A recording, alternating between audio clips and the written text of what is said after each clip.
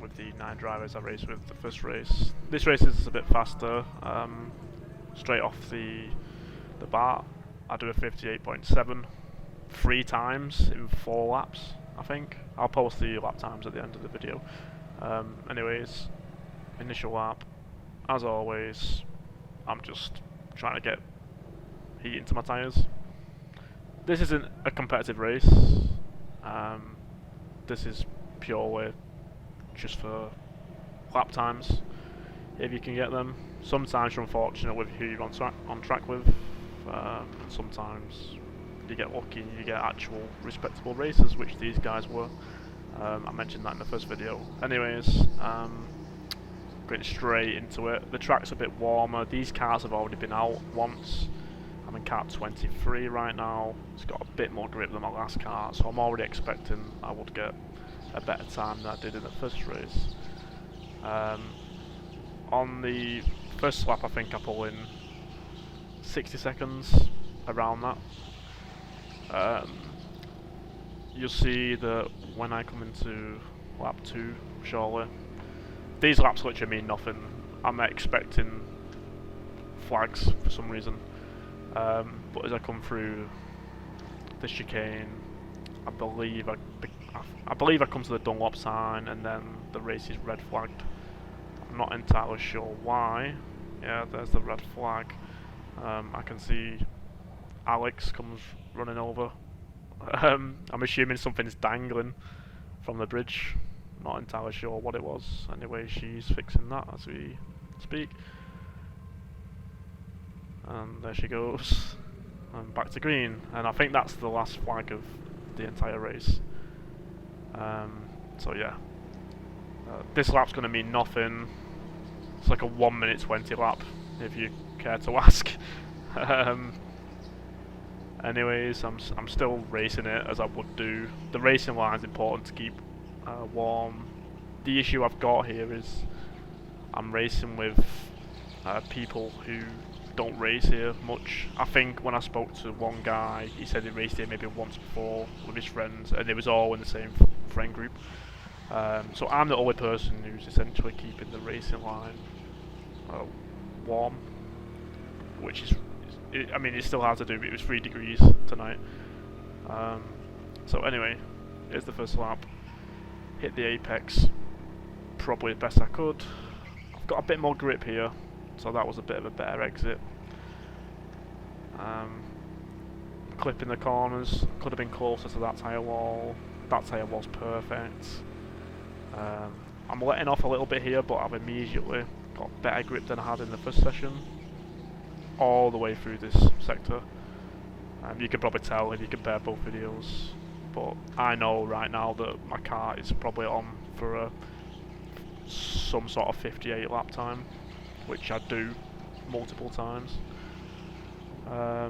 Definitely got more traction through here. You can just tell, it's a weird one, you can't really see it in the video, but I can tell when I've got better traction. And then the first lap we post, when we come through the finish line, not bad considering the flag. There's a 59.1, I believe. Don't hold me to that, it might be wrong. From here on now, this lap's a 58, 58.9, I think. Again, there is tyre walls where you see I have lost 1,000 seconds of time just because I've not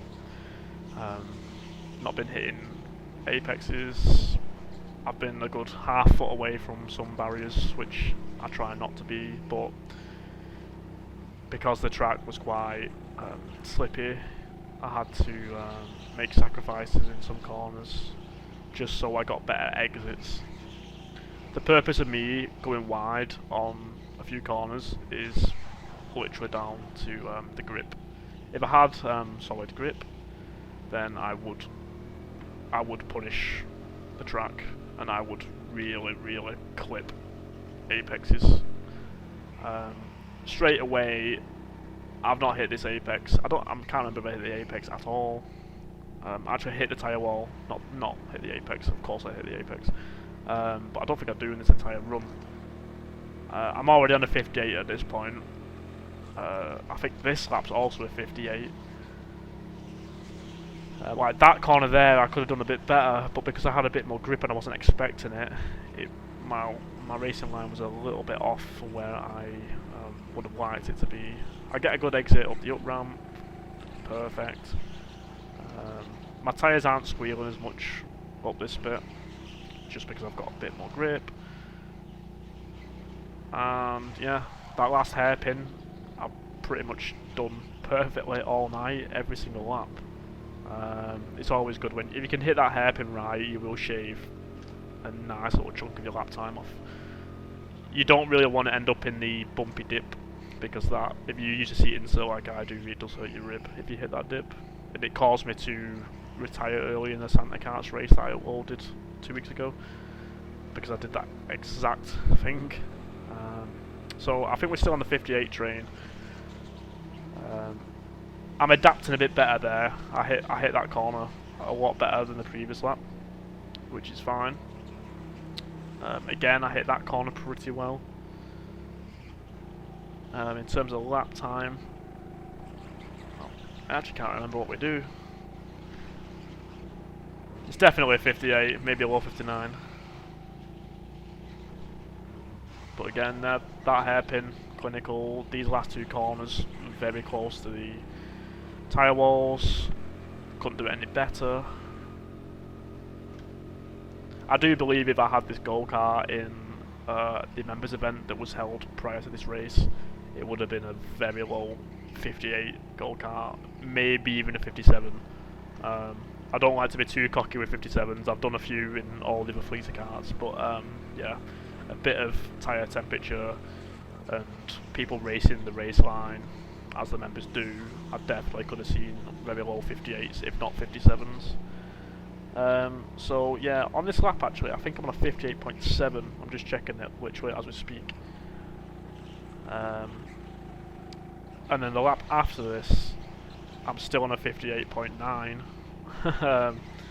So I think for the, let me count on 1, 2, 3, 4, 5, 6 laps in a row. I do 5 laps in a row, sorry, I do 58s, I do a 59.0, another 58, and then I catch up to traffic.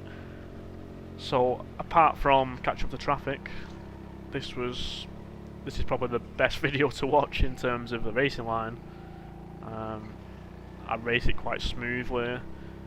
There's nothing to really commentate over, to be honest. I'm racing on my own, I've got no traffic. Every lap's almost identical.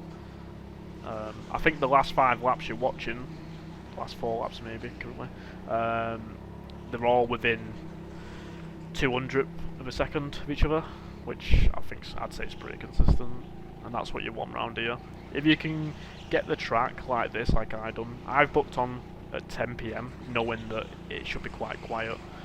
No one really books on so late, but I refuse to book on any earlier, especially when the groups get over 10 people in them. You're never going to get a good race. I do have a video that I've recorded where I came off after about 2 laps just because it was that bad. People were slamming on the brakes, people were spinning out on corners where I was taking it pretty much flat out, and it was just dangerous. So sometimes it's better to just not race with those people.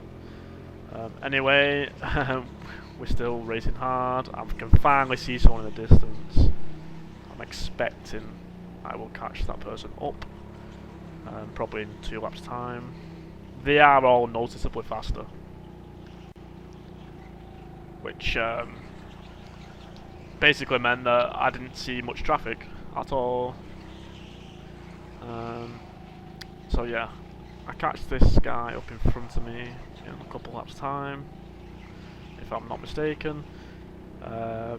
Once I get to this back marker, I'm expecting every lap I'm probably going to have to overtake at least one person. I can already see there's a few people now in the chicanes. But again, hit the apex like brilliantly. I'm getting a lot more grip on the chicane compared to the last video, or the last session. Hence my lap times are a good I think the best lap time was 0.6 faster than the previous race session I did, which tells you a lot about the grip I had. So yeah, I'm slowly catching up on this kart. And like I said, these guys who I was racing with, very aware that I was faster than them. Like this, he literally goes wide, he's like he knows I'm there. Which I can't mumble at, can't groan at that. When you're racing people like these, it's really nice to actually see that they let you past. They know they're slower than you, and they will let you just breeze past. So yeah, this is literally the that was literally the last clean lap, I guess. All the rest of the laps are low 59s, and they're all low 59s because I have to overtake people per lap.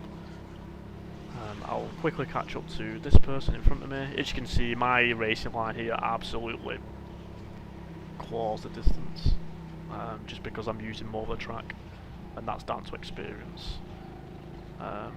Not sure what I do here. Yeah, I try going wide, I try to gain the speed, so I can go, I think I go for undercut here. If he goes wide and slips out, yes he does. There you go, and that's a pretty easy switchback, undercut. That guy hit the bump there, you could see his body shaking, you might have felt that one a bit. I'm not being greedy, I could have gone for the line there, but that could have caused an accident. And here, yeah, that guy's clearly aware that I'm next to him, he's looking at me. I get past him as he just gives me the space. And now we're racing again. Can't remember when I catch the next person up, but I'm pretty sure it'll be soon. Yeah, there's two people ahead of me again. This was quite fun racing.